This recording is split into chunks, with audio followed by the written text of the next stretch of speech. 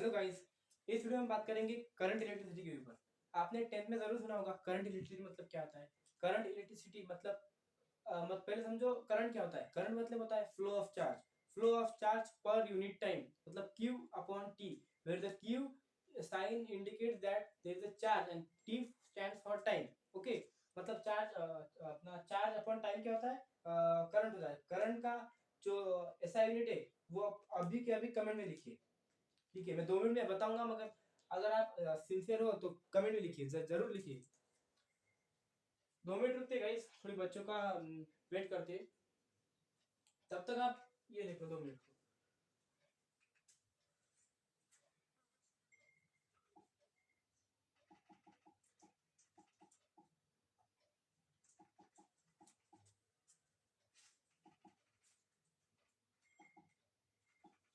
Guys इस channel को भी सब्सक्राइब करो guys, A series by Ayushman खड़े। जिस चैनल पर अभी आप हो गाइस, उसी चैनल पे वीडियो चल रहा है। चैनल का नाम है ए सीरीज बाय आयुष्मान खड़े। ये ए सीरीज बाय आयुष्मान खड़े पर आपको ऐसे ऐसे कंटेंट मिलेगा गाइस, एकदम धुआंधार कंटेंट मिलेंगे। अभी आपके एग्जाम है 21 फरवरी से, पहला पेपर आपका 21 फरवरी का शायद इंग्लिश का है ना, तो दूसरा 24 को है, फिर 27, फिर 3 को शायद मैथ का है, फिर 8 को बायोलॉजी का है, 1 को केमिस्ट्री का है ना। तो ये लेक्चर होने वाला है फिजिक्स का। अपना जो चैप्टर है करंट इलेक्ट्रिसिटी फिजिक्स। ठीक है, इसमें हम वन शॉट करेंगे, और अभी लेक्चर का जो ड्यूरेशन है तो करीब करीब 1 घंटे के अंदर खत्म हो जाएगा लेक्चर। 1 घंटा भी लग सकता है, अगर नहीं लगा तो 1 घंटे के अंदर खत्म हो जाएगा। इस चैनल को भी सब्सक्राइब करो भाई, सब्सक्राइब करो। ए सीरीज बाय आयुष्मान खड़े, इधर सब्सक्राइब का बटन होगा, सब्सक्राइब करो, और ऊपर जो बेल नोटिफिकेशन आ रही है ना, उस बेल नोटिफिकेशन को भी दबाना। ठीक है, वीडियो को लाइक करना। और एक मेरा और एक चैनल है जो बाय फॉरवर्ड कर सकते हैं आप, यहाँ पर रुको 2 मिनट, जिसका नाम फैक्ट बाय आयुष है। यहाँ पर मैं मजेदार फैक्ट डालते रहता हूँ। यहाँ पर आप देख सकते हो 48 वीडियोस है। 48 वीडियो मतलब पता है, करीब करीब 50 वीडियो। मैंने यहाँ पर 50 वीडियो डाले हैं यहाँ पर। अगर आप ये 50 की 50 वीडियो देखेंगे ना, मैं ये दावे के साथ कह सकता हूँ कि आपका थोड़ा सा नॉलेज जरूर इंक्रीज होगा। थोड़ा सा नहीं बल्कि बहुत होगा, क्योंकि 50 वीडियो में 50 के 50 भी फैक्ट है, एक भी वीडियो आलतू फालतू नहीं है। ये मेरा चैनल दूसरा चैनल है जिसका नाम है फैक्ट्स बाय आयुष, जहाँ पर 115 सब्सक्राइबर है। ठीक है, ठीक है, ओके। तो अभी हम लेक्चर स्टार्ट करते हैं। करें लेक्चर स्टार्ट। आज थोड़ा कैप भी नहीं है। 2 मिनट।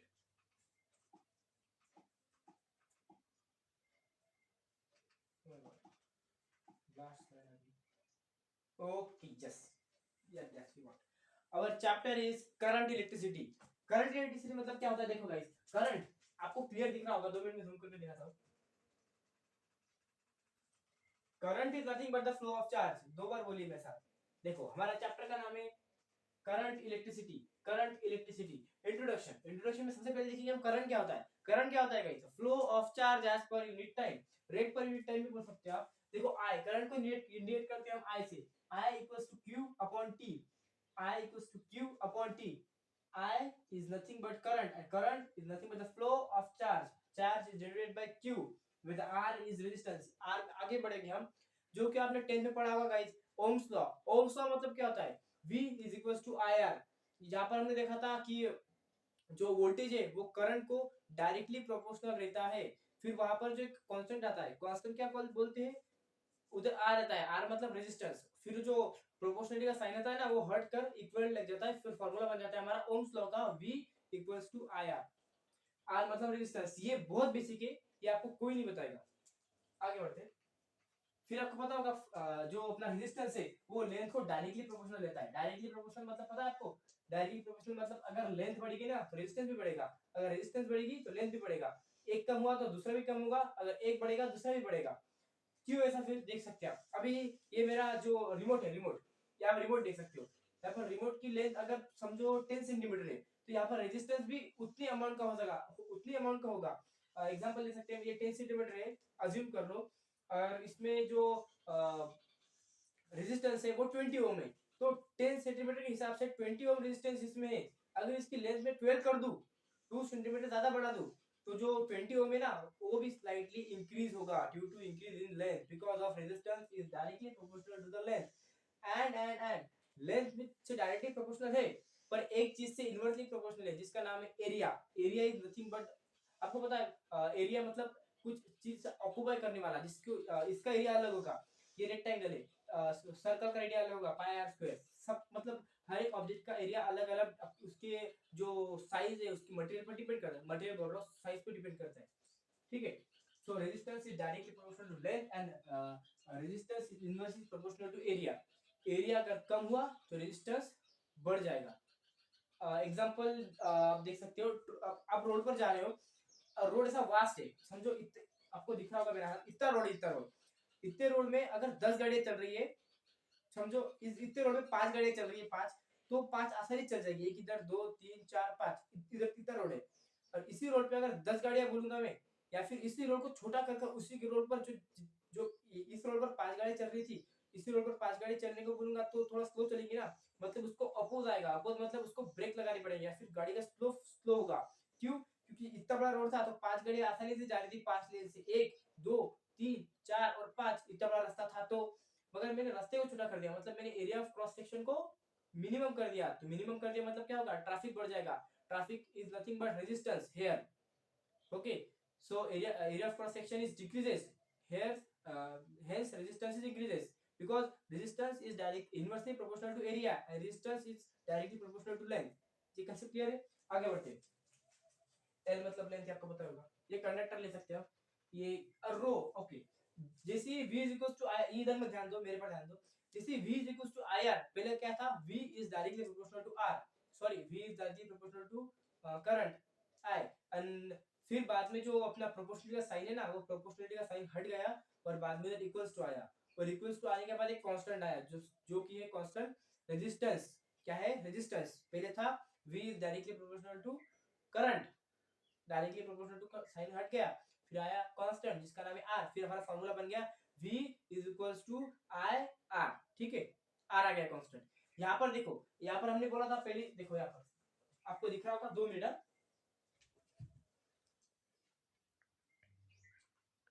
ओके अब दिख रहा होगा, थोड़ा सा गाइस मेंटेन कर दो यार, हमारा भी नया नया सेटअप है, एक दो वीडियो हमने डाले, बाद में डिजिटल बोर्ड लेंगे हम बड़ा वाला, ठीक है। यहाँ पर देख लो,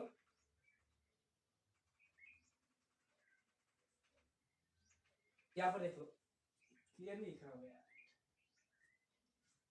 कोई बात नहीं, देखो देखो यहाँ पर देखो, R is directly proportional to area and R is directly sorry inversely proportional to area, R is directly proportional to length।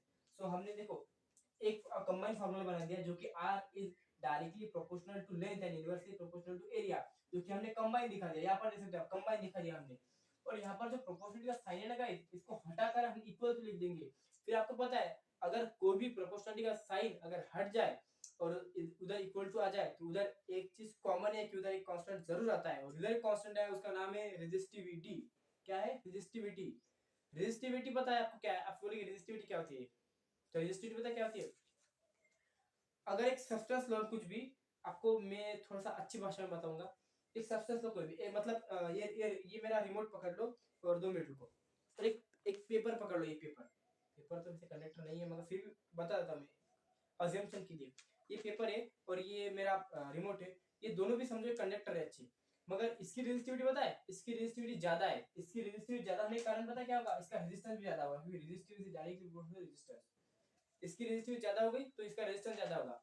देखो मैं बोल रहा हूँ कि इसका एरिया भी सेम लेते, इसका भी एरिया सेम लेते, इसका वॉल्यूम सेम लेते, इसका भी वॉल्यूम सेम लेते, ये जितना भारी ये भी उतना भारी होगा। बस समझो ये 50 ग्राम है, ये भी 50 ग्राम है, ये इसका क्रॉस सेक्शन एरिया समझो 5 सेंटीमीटर स्क्वायर है, इसका भी 5 सेंटीमीटर स्क्वायर है, सेम सेम सब सेम है, बट एक चीज डिफरेंट है जिसकी जो कि इसकी रेजिस्टिविटी कम है, इसकी रेजिस्टिविटी ज्यादा है, तो करंट इसमें ज्यादा फ्लो होगा क्योंकि रेजिस्टेंस अपोज द करंट, ठीक है। ये थे एग्जांपल। अब एक फार्मूला मिल गया हमारा, R is equals to rho L upon A, equals to आ गया, रो भी आ गया, रो is nothing but resistivity। resistivity is vary with the value of material, material जैसे बदलेगा resistivity वैसे बदलेगी, ठीक है। सो रो को उधर भेज देते, R को इधर लाते, तो रो is equals to R A upon L, इतना समझ गया होगा।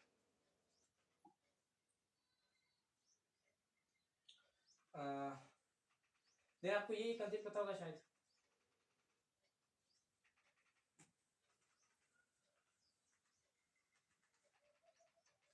आपको पता है अगर हम रेजिस्टेंस सीरीज में लगा देते तो जो करंट रहता है वो सेम रहता है मगर वोल्टेज डिफरेंट रहता है। फिर से सुन लो, ये बहुत कंफ्यूजिंग है। मैंने बहुत बच्चों को देखा है कि इसमें मिस्टेक करते हैं, उनको आता है मगर सीरीज में कौन सेम रहता है, पैरेलल में कौन कांस्टेंट रहता है, ये पैरेलल में कौन कांस्टेंट रहता है, सीरीज में कौन सेम रहता है, ऐसा कंफ्यूजन होता है। तो यहाँ पर आप देख लो, सीरीज में अगर रेजिस्टेंस लगाएंगे हम, देखो यहाँ पर लिखा हुआ है, देखो सीरीज में अगर हम रेजिस्टेंस लगाएंगे तो करंट सेम रहता है मगर पोटेंशियल डिफरेंस वेरी करता है। करंट सेम रहता है, पोटेंशियल डिफरेंस वेरी करता है, किसमें? सीरीज कॉम्बिनेशन ऑफ रेजिस्टेंस में, ठीक है।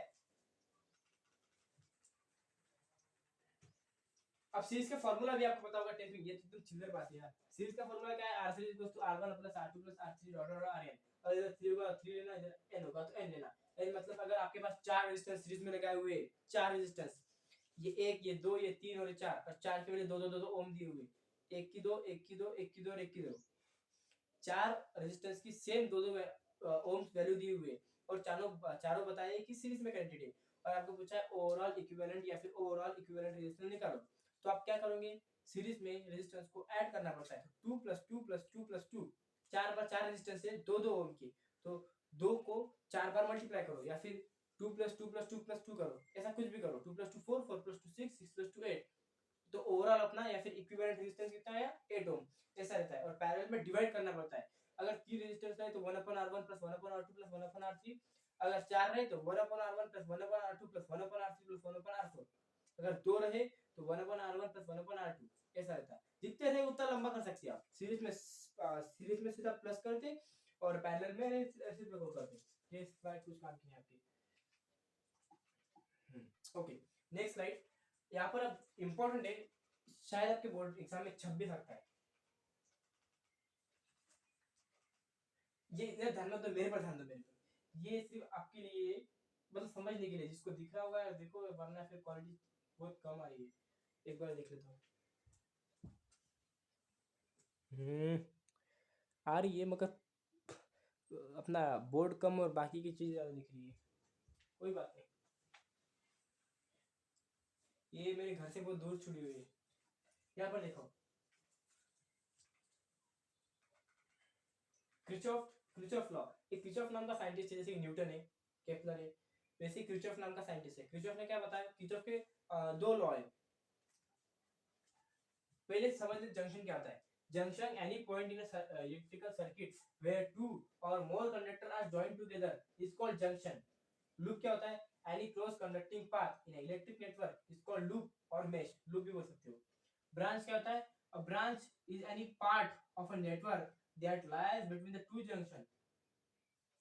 पढ़ लेना, आपको डिफिनेशन पूछ सकता है, डिफाइन जंक्शन तो बोल देना, any point of electrical circuit where the two or more conductors are joined together is called junction. Loop का बोल सकते हो, any close conducting path is called loop. उसको थोड़ा इलैबोरेट करके थोड़ा सा फिकोलॉजी मन से बना देना, मगर पॉइंट टू पॉइंट बोलना कि उसमें एक पॉइंट आना चाहिए। जैसे कि लूप में पॉइंट आना चाहिए क्लोज कंडक्टिंग पाथ, अब जंक्शन में पॉइंट आना चाहिए कि जो मीटिंग जो पॉइंट है उधर जॉइन हो रहे टुगेदर, ये ऐसे एक दो पॉइंट आने चाहिए, ठीक है। मैंने हम अपने आप इंपॉर्टेंट लेते, क्योंकि अगर इंपॉर्टेंट नहीं लिया हमने तो फिर 2 घंटे भी लग सकते हैं, क्योंकि हमको इंपॉर्टेंट लेना है, फास्ट लेना है, तो हमको 1 घंटे के अंदर वाइंड अप करना है सेशन, ठीक है। तो क्रिचॉफ का पहले देखते हैं फर्स्ट लॉ। फर्स्ट लॉ का दूसरा नाम है जंक्शन लॉ। जंक्शन लॉ क्या है देखो अभी आप, फर्स्ट लॉ या फिर जंक्शन लॉ। स्टेटमेंट देखो इसका क्या है, स्टेटमेंट क्या है? The algebraic sum of a current at a junction in an electric network is zero. मतलब पता है, जंक्शन के जो इलेक्ट्रिक जो समीशन है, समीशन मतलब तो सबको सम किया जाए ना इलेक्ट्रिक नेटवर्क पर तो जीरो आता है। मतलब कैसे? ये सर्किट मत लेना, ये वाला लेना, क्योंकि एक पॉइंट है, इधर एक करंट आ रहा है, एक करंट जा रहा है, एक करंट जा रहा है, एक फिर आ रहा है, एक आ रहा है और एक जा रहा है। जिसको जा रहा है, जो टुवर्ड्स है, टुवर्ड्स सेंटर, अगर आपको दिख रहा होगा तो मैं रेफर कर रहा हूँ कि टेक्स्ट बुक लेकर बैठिए, टेक्स्ट बुक में डायग्राम है। एक पॉइंट है, अगर उस पे टुवर्ड जा रहा है मतलब अंदर जा रहा है तो पॉजिटिव लेना, अगर अवे फ्रॉम जा रहा है मतलब लिविंग जा रहा है, लिविंग जंक्शन मतलब बाहर जा रहा है तो नेगेटिव लेना। तो I6 से I1 I2 I3 I4 I5, देखो यहाँ से I1 है, I2 I3 I4 I5 I6, तो I1 अंदर जा रहा है तो I1 प्लस लेना, I2 बाहर आ रहा है तो I2 माइनस लेना, I3 अंदर जा रहा है तो I3 फिर से प्लस लेना। ऐसे कर कर आप सम करोगे तो आंसर जीरो आएगा। ये कहना है इसका जंक्शन लॉ का, या फिर हम कह सकते हैं current law, Kirchhoff first law, Kirchhoff first current law, या फिर क्रिचॉफ फर्स्ट लॉ, या फिर जंक्शन लॉ। इंपॉर्टेंट है। एक क्वेश्चन लेते हैं, आपने क्वेश्चन लेते हैं, बड़ा इंटरेस्टिंग क्वेश्चन है। आपको दिख रहा है क्वेश्चन? दिख रहा है question? Is the question is visible to guys? Is question visible? अभी मेरी तरफ कम और क्वेश्चन की तरफ ध्यान देना। मैं थोड़ा जूम कर देता हूँ क्योंकि अभी क्वेश्चन इंपॉर्टेंट है, ना कि मैं, क्योंकि आपको दिखना चाहिए, क्योंकि अभी तक मेरा तो जो लेक्चर था वही था, अभी थोड़ा सा लिखने के बारे है। चाहे आपको मैं दिखूँ या ना दिखूँ, आपको क्वेश्चन दिखना चाहिए। देखो, हाँ, ओके, अब एकदम परफेक्ट है। अब आपको मैं नहीं दिखूंगा गाइस, सिर्फ क्वेश्चन दिखेगा, क्योंकि यार हमारा तो ऐसा मतलब उतना अच्छा सेटअप नहीं है। ठीक है, कोई बात नहीं। यहाँ पर मेरा हाथ से आप काम चला लेना। देखो, value of a current I is given circuit is 18 ohm. 18 ohm, sorry, ये तो इसका आंसर ही दे दिया। The value of a current I in a given circuit, ये सर्किट है, सर्किट। ये सर्किट में अपने को पता क्या निकालना है? इस सर्किट में अपने को निकालना है टोटल ओवरऑल अपना आई कितना है, मतलब करंट कितना है। ये देखो, ये 20, ये देखो, ये 20 है, ये 3 ओम है, ये सॉरी, क्या क्या बोल रहा हूँ मैं, ये 20 एम्पीयर, ये 3 एम्पीयर है, ये 4 एम्पीयर, 5 एम्पीयर, और ये आई है। ये क्लोज लूप दिया हुआ है अपने को। 20 एम्पीयर अंदर आ रहा है, 5 एम्पीयर बाहर जा रहा है। जो आई आई आपको आई निकालना है वो भी बाहर जा रहा है, और 3 एम्पीयर अंदर आ रहा है। तो आपने को बोला है आई की वैल्यू निकालो, इजी है।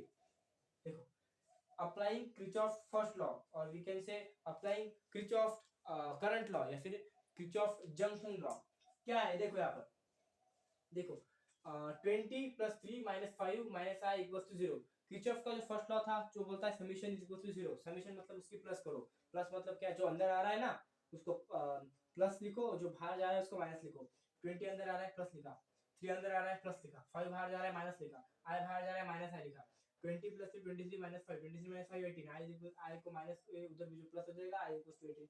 आंसर 18 हो गया। खत्म खत्म खत्म, हो गया।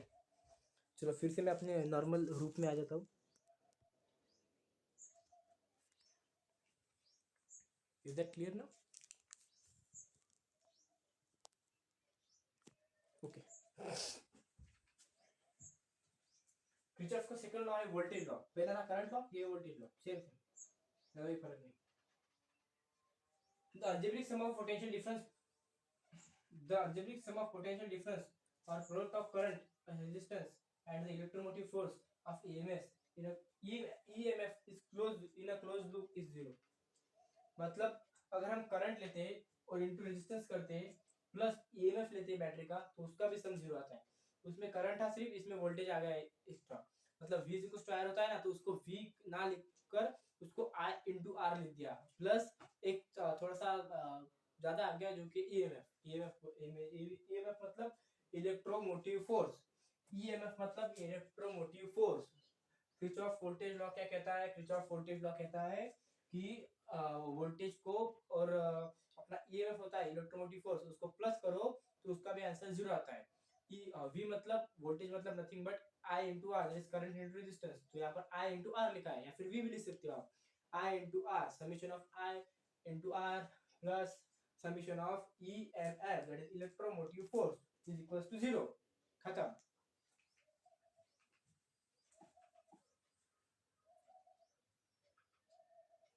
यहाँ पर आप पढ़ लेना, ये ज्यादा इंपॉर्टेंट नहीं है। देख, ये उसका एग्जांपल है यार, टाइम पास है।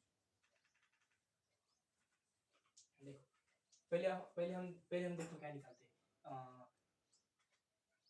अप्लाइंग द साइन कन्वेंशन, ये इसका पता है क्या है? इसका उसका क्या था, अंदर आया तो प्लस, बाहर आया तो माइनस। इसका भी कुछ वैसा ही है। देखो I1 R1, देखो यहाँ पर हमने को इधर बोला हमको voltage, voltage nothing but I into R. तो यहाँ पर I वैल्यू कर रहा है और R भी वैल्यू कर रहा है, तो I को I1, R को R1, इधर जा रहा है इधर। देखो, अगर हम उस पाथ के इसका कैसा है, उसका कैसा था कि अगर हम अंदर जा रहे हैं तो प्लस, बाहर आ रहा है तो नेगेटिव। इधर क्या था, अगर हम उस पाथ को फॉलो कर रहे हैं तो नेगेटिव, अगर हम उस पाथ को अपोज कर रहे हैं तो पॉजिटिव। यहाँ पर देख लो आप, अगर मेरी बातों से आपको समझ नहीं रहा हो तो देखो, I1 हम इधर जा रहे हैं, इधर जा रहे हैं, इधर जा रहे हैं, इधर है, इधर। तो देखो I1 R1, यहाँ पर I1 R1 लिखा है मगर माइनस ले, क्योंकि हमारा डायरेक्शन और जो करंट और रेजिस्टेंस का डायरेक्शन सेम है, इसलिए माइनस। फिर I3 R5 सेम डायरेक्शन, फिर से माइनस। फिर देखो I1 R3 सेम डायरेक्शन, इसलिए माइनस। फिर E1 that is EMF of battery, ये एक हो गया, इसका आंसर 0 है। इसे भी सेम करना, 0 लाना, फिर आपको कोई इलेक्ट्रिकल नेटवर्क की वैल्यू निकाल सकते हो। मैं सीधा क्वेश्चन लूंगा यार, ये चिल्लर क्वेश्चन में टाइम पास नहीं होने देना। Okay, find the current in a given circuit. ये सर्किट दिया हुआ है, if okay zoom, okay circuit दिया हुआ है, PQRS A to B junction दिया हुआ है, इधर 10 ओम, इधर 20 ओम, इधर 5 वोल्टेज, इधर 2 वोल्ट, ये पोटेंशियल डिफरेंस दिया हुआ है। हमको बोला क्या है, find the current in a given circuit. Current निकालना है हमको। करंट निकालने के लिए आपको पता है करंट का फॉर्मूला, सॉरी ओम्स लॉ का फॉर्मूला है V=IR, एकदम सिंपल फॉर्मूला। करंट निकालने के लिए V=IR को पता है, V=IR को I जो I ना I को सेपरेट करना, V को इधर लाना, V सॉरी R को इधर भेजना, R क्या है मल्टीप्लाई में उधर डिवाइड में हो जाएगा, फिर I=V/R। तो अपने को पहले एक जंक्शन की निकाल लेते हैं, फिर नीचे वाले जंक्शन की निकाल लेते हैं, फिर दोनों को प्लस करेंगे, हमको ओवरऑल करंट जो पूछा है करंट इन सर्किट वो निकल जाएगा। तो पहले इस लूप की निकाल देते हैं, ऊपर वाले मतलब क्या 5 और 10 की। तो I V/R, that is 5/10, that is V is 5 and R is 10, so we get 1/2, that is 0.5। सो पहली लूप मतलब ऊपर वाला जो लूप है ना, ऊपर वाला लूप, उसकी वैल्यू मिली आपको 0.5 एम्पीयर। सेकंड वाला लूप की बात करते हैं, I is 2/20, 2 मतलब voltage upon resistance, 2/20, that is 1/10। अब ओवरऑल निकालना है अपने को, मतलब पूरी सर्किट का, तो उसको दोनों को प्लस करो, 1/2 प्लस 1/10, सीधा सिंपल मैथ लगाओ, ऐसे मिल जाएगा 6/10। कर लेना अभी, हो जाएगा। व्हीटस्टोन ब्रिज इंपॉर्टेंट, बहुत इंपॉर्टेंट, 3 मार्क के लिए बोर्ड एग्जाम में आ सकता है। व्हीटस्टोन ब्रिज अगर स्टेटमेंट बता तो एक स्टेटमेंट बता देता हूँ। Wheatstone bridge is used for the determination of unknown resistance, ऐसे बोल सकते हैं आप। यहाँ पर देखते हैं होता क्या है एक्चुअली। एक ऐसा 4 साइड वाला क्वाड्रिलेटरल लेता है, इसमें 4 रेजिस्टेंस रहते हैं, 1 2 3 4 रेजिस्टेंस में नीचे ईएमएफ लगा हुआ है, ऐसा सर्किट क्लोज है, इधर गैल्वेनोमीटर है, इधर G, इसको नाम दिया PQRS। सिंपल फंडा बताता हूं मैं आपको क्या होता है, पता है?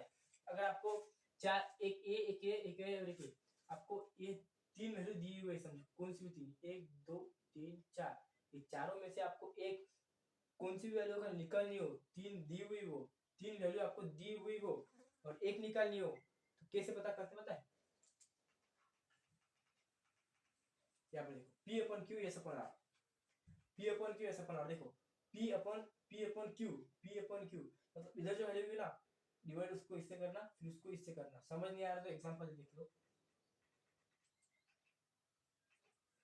एग्जांपल। ओके देखो,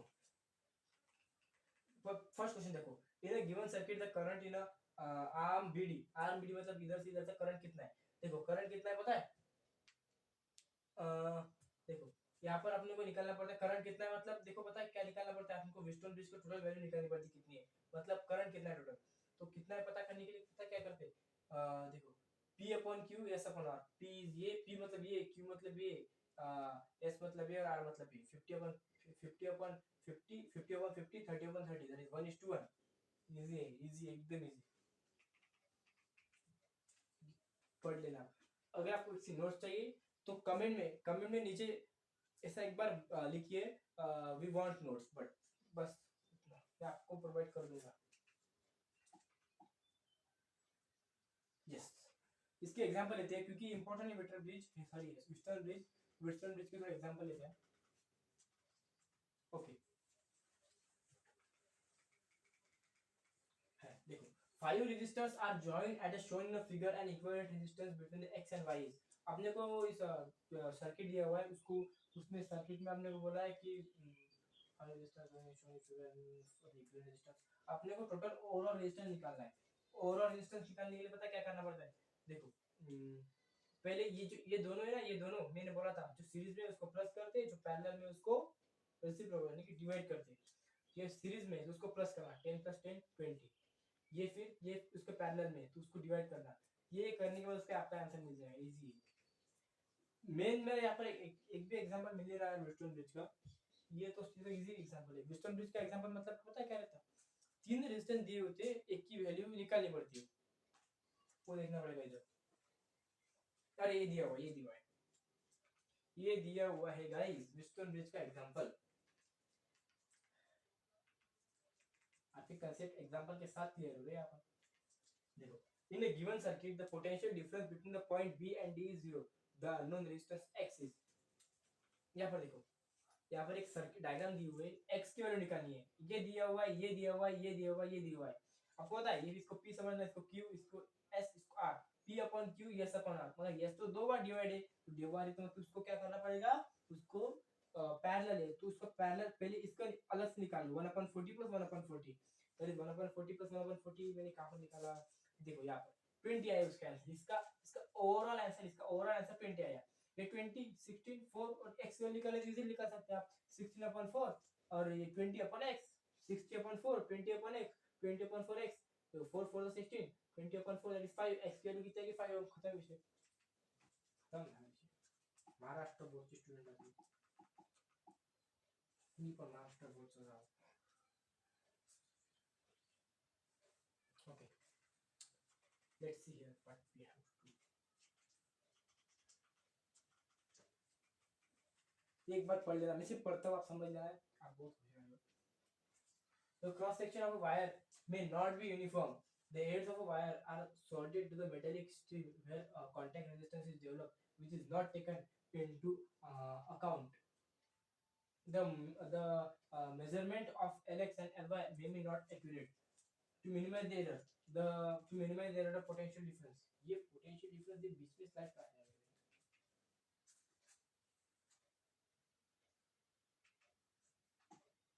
ये इम्पोर्टेंट भी बताऊंगा आपको।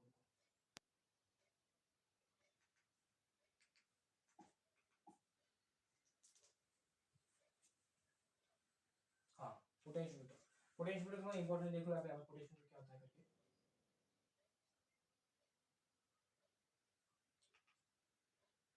ठीक है, पोटेंशियोमीटर जैसे आपको पता है galvanometer is device to measure the current, वैसे ही जो पोटेंशियल डिफरेंस है ना, वो भी एक डिवाइस है जो कि वोल्टेज को मेजर करता है, मगर एकदम वेरी स्केल अमाउंट, मतलब कम से कम भी वो मेजर कर सकता है। देखो volt a voltmeter is a device which can use for the measurement of potential difference between the 2 points in the circuit. There is potential difference, nothing but the voltage. Okay. An ideal voltmeter which does not changes the potential difference to be measured should have infinite resistance so that it does not draw any current. A potentiometer is one such device which does not draw any current from a circuit. ये इसको लगाने के बाद ये कुछ भी circuit को आड़ा देना नहीं करता, मतलब करंट जितना फ्लो हो रहा है उतना ही फ्लो होने देता है, ना कम करता ना ज्यादा करता, फिर कोई करंट को करता नहीं। ये पोटेंशियल डिफरेंस क्या करता, पोटेंशियल डिफरेंस को मेजर करता है, यानी कि वोल्टेज को मेजर करता bit across 2 point. It act as a ideal voltmeter, ये आइडियल वोल्टमीटर जैसे एक्ट करता है। भाई आपको पता है वोल्टमीटर मतलब ये भी पोटेंशियल डिफरेंस को मेजर करता है, ये भी पोटेंशियल डिफरेंस को मेजर करता है, मगर ये जो करंट ड्रॉ करता नहीं, इसमें एक फर्क है। ये जो अपना पोटेंशियोमीटर है ना, वो कोई भी करंट ड्रॉ, मतलब कोई भी करंट अपनी तरफ खींचता नहीं, जो सर्किट में बनाया रहता है उसको फ्लो को टर्बुलेंस मतलब कंटीन्यूअस रखता है। It is used for the accurate measurement of potential difference, यही सबसे इंपॉर्टेंट और सबसे मेन डिफरेंस है वोल्टमीटर पोटेंशियल डिफरेंस में। पोटेंशियोमीटर में पता है जो एक्यूरेट हम पोटेंशियल वोल्टेज की वैल्यू निकाल सकते हैं, और वोल्टमीटर में हम निकाल नहीं सकते इतनी accurate as compare to potentiometer.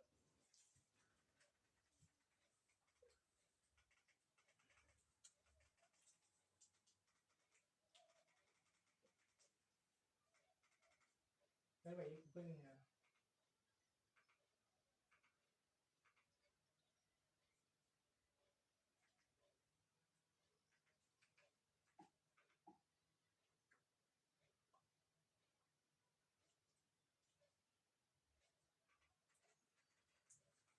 देखो गाइस पोटेंशियोमीटर निकालते कैसे पता है आपको, पोटेंशियोमीटर सॉरी आपको पोटेंशियोमीटर की यूजेस क्या दिखाते हैं to compare the EMF of the cell.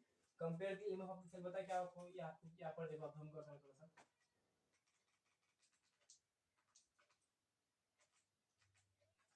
Okay, यहाँ पर एक डायग्राम दी हुई E1 E2 L1 L2 A B E EMF दिया हुआ है और कुछ सब इम्पोर्टेंट नहीं, इम्पोर्टेंट है सॉरी, मगर ये डायग्राम मैंने यहाँ बराबर निकल नहीं, फिर मैं आपको अच्छे से मेरा फुल ट्राई करूंगा। देखो E1 is nothing but voltage, voltage equals to V equals to IR, I क्या है इधर K है और R क्या इधर लेंथ है, V equals to IR E2 upon K into L2 divide equation 1/2 E1 upon E2 equals to K L1 upon K L2, K K get cancel, L1 upon L2 E1 upon E2, E1 upon E2 equals to L1 upon L2, L क्या है length है, length E1 क्या है अपना EMF है first battery का, E2 क्या है EMF है सेकंड बैटरी का, L1 मतलब ये वाली लेंथ A से D तक और ये वाली लेंथ A से C तक L2।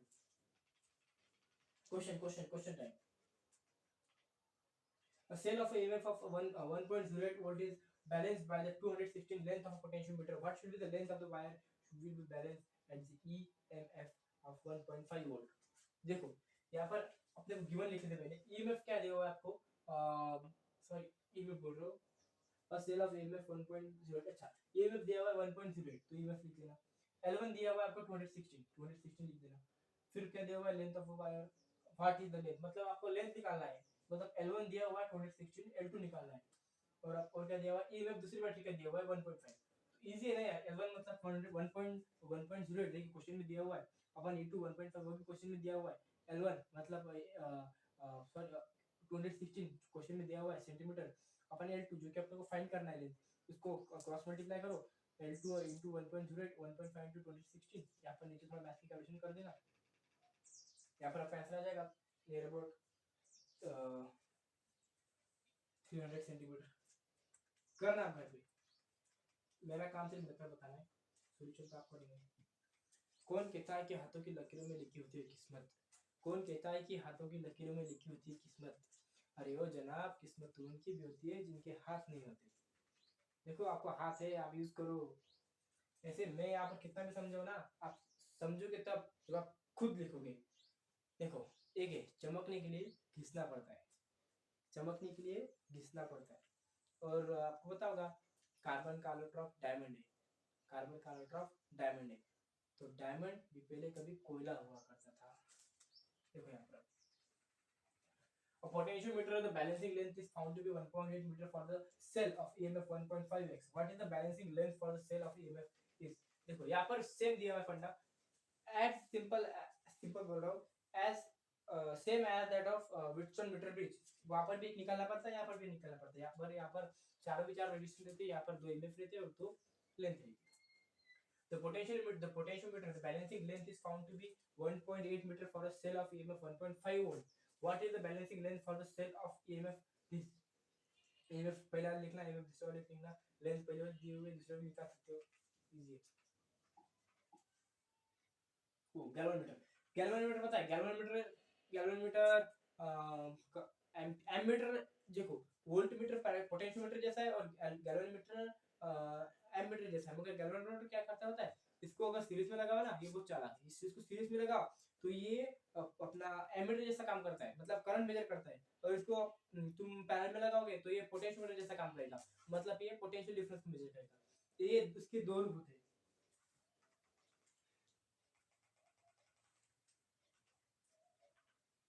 देखो कुछ ऐसा दिया हुआ उधर कुछ काम का इम्पोर्टेंट नहीं होता।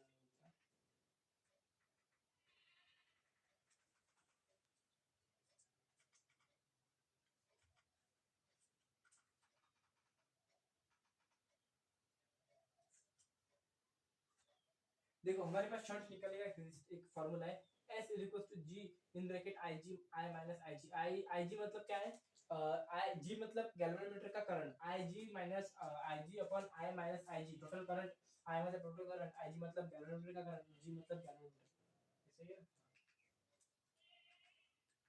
और आइडियल एमीटर का जो शंट रेजिस्टेंस होता है वो होता है नील बटा सन्नाटा 0।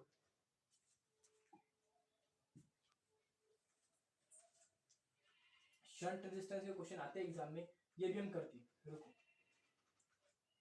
एक दो क्वेश्चन करते इसके, फिर लेक्चर वाइंड अप कर लेते, ज्यादा टाइम 1 घंटे के अंदर कर रहा था मैं, अभी कितने मिनट हुए,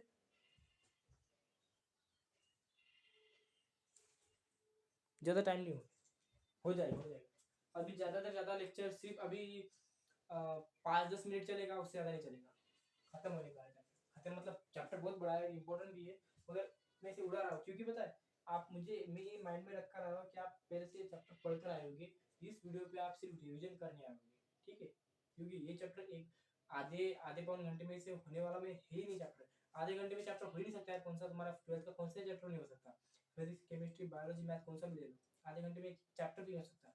मैं आपसे इंपॉर्टेंट टॉपिक और ये भी एकदम फर्स्ट फर्स्ट ले रहा हूँ, ये इसकी वजह से ले रहा हूँ, कुछ ज़्यादा बता नहीं रहा हूँ, क्योंकि मेरे माइंड में चल रहा है कि आप घर से रिवीजन करके आ रहे हो, ठीक है। तो कुछ अपने लेते हैं अपना क्वेश्चन लेते हैं शंट रेजिस्टेंस पर, शंट पर sorry, okay. Galvanometer having a resistance of 18 ohm is shunted by the wire of resistance 2 ohm. If the total current to the pass is 2 ampere, then the part of it passing through the shunt will be, मैं थोड़ा सा goggle लगा तो क्योंकि जो blue light आ रही है ना बोर्ड से वो हार्मफुल है, पढ़ लो तब पढ़ लो पढ़ लो पढ़ लो।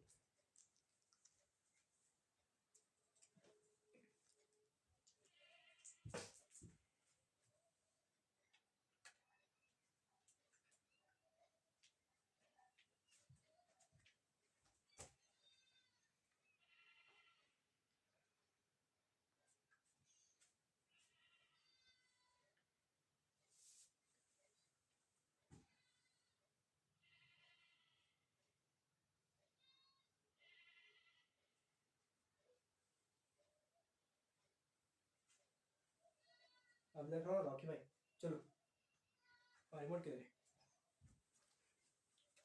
ओके। देखो अब मेरे को थोड़ा क्लियर दिख रहा है, देखो देखो यहाँ पर दिया हुआ है galvanometer having resistance of 18 ohm is shunted by the wire of resistance 2 ohm. If the total current of to the pass is 2 ampere, then the part of a passing through the shunt will be कितना होगा, देखो यहाँ पर important है, यहाँ पर देखो G मतलब अपना galvanometer का जो रेजिस्टेंस है आपको दिया हुआ है 18 ohm, जो क्वेश्चन में देख सकते हैं आप, galvanometer having a resistance of 18 ohm is shunted by the wire of 2 ohm. Shunt resistance कितना दिया हुआ है अपने को 2 ohm दिया हुआ है, सब गिवन है, वो फार्मूला यहाँ पर दिख रहा होगा। If the total current to the pass is 2 ampere, total current 2 ampere है, मतलब I की वैल्यू 2 ampere है, IG नहीं, IG हमको निकालना है, सॉरी IF निकालना है। Then the part of passing through the shunt निकालना है, ऑप्शन दिए हुए 0.8, 1.5, 1.8 और 1.25 एम्पीयर, तो निकाल दे। देखो एक फार्मूला हमारे पास यहाँ पर देख सकते हो, IS is equal to G upon G plus S into total current, that is I। देखो यहाँ पर एक फार्मूला हमारे पास IS is equal to G upon G plus S into I। देखो G जहाँ पर अपने को दिया हुआ है गिवन 18 ओम, यहाँ पर फिर से 18 लिखना, G plus S दिया हुआ है अपने को 2 ओम और टोटल I करंट को भी अपने को दिया हुआ है 2 एम्पियर, ठीक है। उसमें उसका कैलकुलेशन करना है 18 plus 2 that is 20, 20 upon 18 into 2, 2 1 2 10 10 upon 18 that is 1.8 ampere, third option is correct, okay. यहाँ पर मूव अहेड, देखो क्वेश्चन दूसरा है, ओके। अरे ammeter of resistance 50 ohm reads 0.5 ampere, ये क्वेश्चन जंबर है क्या, the emitter of resistance 50 ohm reads 0.5 ampere when the continuous circuit, हाँ अच्छा, an emitter of resistance 50 ohm reads 0.5 ampere when the continuous series, what is the new emitter reading if it is shunted by the resistance of 10 ohm, assume that the current is the main circuit is unchanged मतलब constant रहेगा, ठीक है।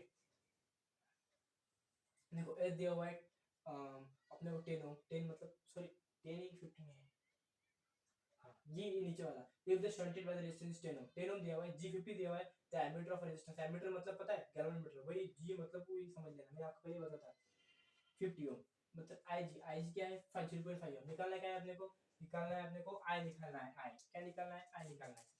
तो assume that the current, what is the new ammeter मतलब अपने को ammeter मतलब कोई करंट निकालना है, एमीटर रीडिंग मतलब एमीटर क्या मेजर करता है करंट, तो एमीटर रीडिंग मतलब करंट की रीडिंग, करंट मतलब एम्पियर मतलब वही अपना चार्ज अपन टाइम।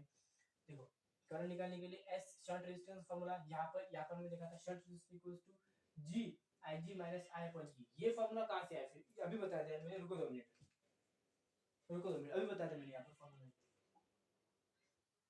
ये देखो नीचे दिख रहा है, देखो IG I minus IG into G that is S, shunt resistance equals to G in bracket IG upon I minus IG, दिख रहा है पर वही फार्मूला आपको लेगा है, as simple as that, okay। यहाँ पर देखते हो वही फॉर्मूला है, ठीक है। यहाँ पर फॉर्मूला लगा दिया, G into I G, I minus I G, that is S, इसको जी को मल्टीप्लाई उधर पे जो डिवाइड हो जाएगा एस अपन जी, यहाँ से 10 जी 50 1/5 10/50 दैट इज 1/5 1/i कितना हो गया 1/5, रिमेन अनचेंज, मतलब ये जो माइनस है ना, माइनस ये तो अपना खेल है, माइनस माइनस जो ये सेम होगा, सेम सेम मतलब जो अपना पहला करंट होगा वही अपना माइनस करंट होगा, मतलब चेंज कोई होगा नहीं, मतलब इसको टोटल हम आई लिख सकते हैं, तो 1/i that is 1/5 option B is correct. Okay, बस बस गाइस, सिर्फ कम से कम 4 से 5 मिनट बस। Okay, galvanometer as a voltmeter, galvanometer as a voltmeter देखो, it is electronic device used for the potential difference.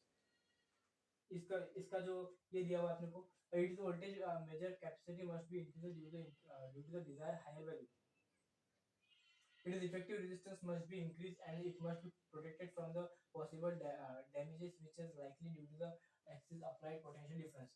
V is equals to u vg plus vx, v is equals to igx and igg, capital G, so ig common, g plus x, so v is equals to ig upon g plus x, so x is nothing but the अपना galvanometer, galvanometer मतलब क्या है, जो galvanometer as voltmeter, galvanometer as voltmeter, ये क्या है sir, galvanometer as voltmeter क्या है ये, आपको मैंने पहले ही बताया था, देखो जो होता है ना अपना ये वोल्टमीटर, वोल्टमीटर की पोटेंशियल डिफरेंस जैसा है, समझ रहे हो, और फिर जो अपना एमीटर है वो गैल्वेनोमीटर जैसा है, मगर गैल्वेनोमीटर एमीटर जैसा भी वर्क करता है, पोटेंशियल डिफरेंस जैसे वर्क करता है, मतलब गैल्वेनोमीटर पोटेंशियल डिफरेंस भी मेजर कर सकता है अगर उसको हम पैरेलल में लगाए तो, फिर से सुनो, गैल्वेनोमीटर पोटेंशियल डिफरेंस भी मेजर कर सकता है अगर उसको हम पैरेलल में लगाए तो, अगर उसको हम सीरीज में लगाए गैल्वेनोमीटर को तो वो बन जाता है एमीटर, मतलब क्या करता है measure of current, simple. x x equals to vg v upon ig minus g, that is use for the numerical, आगे हम देखेंगे। देखो अब इसमें थोड़ा सा इंपॉर्टेंट नहीं बोलूंगा मगर पता होना चाहिए आपको, एमीटर और वोल्टमीटर में डिफरेंस क्या है, एमीटर वोल्टमीटर डिफरेंस देखो, ammeter it's the measure current, it's measure potential difference between the 2 points, or you can say it measures the voltage, it is connected in series, it is connected in parallel, it is an MCG with low resistance ideally 0, it has MCG with high resistance ideally infinity। देखो यहाँ पर resistance लो रहता है, यहाँ पर resistance high रहता है, थोड़ा भाषा मतलब उनकी थोड़ा हार्ड कर दी बात, कुछ टफ कर दी थोड़ा सा। Smaller is the shunt, greater will be the current, यहाँ पर कुछ भी होगा ना उसका उल्टा यहाँ पर होगा, समझ लेना, smaller the shunt greater will be the current, यहाँ पर larger will the resistance greater will be the potential difference. Resistance of ammeter, ये थोड़ा सा इंपॉर्टेंट कट गया यार, ये फोटो देखो, resistance of ammeter that is G upon A, that is Sg plus S plus G, G into S, ये important है बस।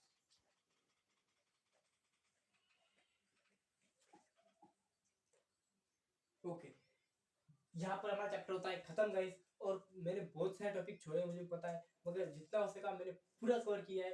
अपना ये जो क्या है, ये जो होता है अपना करंट इलेक्ट्रिसिटी, करंट इलेक्ट्रिसिटी को मैंने बहुत अच्छे से सिखाया है, और आपका काम क्या है बस इसको, आपकी जो टेक्स्ट बुक है ना उसको पढ़ लेना, और यहाँ पर मैंने जो फॉर्मूले दिए हुए पूरे चैप्टर के फॉर्मूले दिए हुए देख सकते हैं आप, यहाँ पर पूरे चैप्टर के फॉर्मूले दिए हुए, देखो एक बार फॉर्मूला रिवाइज करते, कुछ है जो मैंने बताए थे नहीं है, मगर फिर भी आपको करना पड़ेगा, क्योंकि मैं जितना बताऊंगा उतना थोड़ी एग्जाम में आने वाला है, एग्जाम में तो बुक में कोई भी आ सकता है। देखो यहाँ पर किरचॉफ से current law, first law I is equals to, रुको 2 minute, Kirchhoff first law I is equals to 0, second law V into EMF equals to 0, IR is nothing but voltage, then P upon SR is Wheatstone bridge, then X equals to R LX by R metre bridge, ये metre bridge रहेगा था हमारा, फिर ये galvanometer, फिर ये potentiometer, ये comparing to sales में बताया था आपको, ये रह गया था हमारा सिर्फ, ये इंटर रेजिस्टेंस भी बताया था मैंने आपको, ये शंट रेजिस्टेंस भी बताया था, ये गैल्वेनोमीटर का ये शंट रेजिस्टेंस की करंट निकालना भी बताया था आपको। तो गाइस यहाँ पर हमारा चैप्टर होता है खत्म, मिलते हैं किसी नए वीडियो के साथ, किसी नए टॉपिक के साथ, तब तक के लिए जय हिंद जय भारत, और इस मेरे चैनल को सब्सक्राइब करना है गाइस, चलो मिलते हैं बाद में, चलो बाय।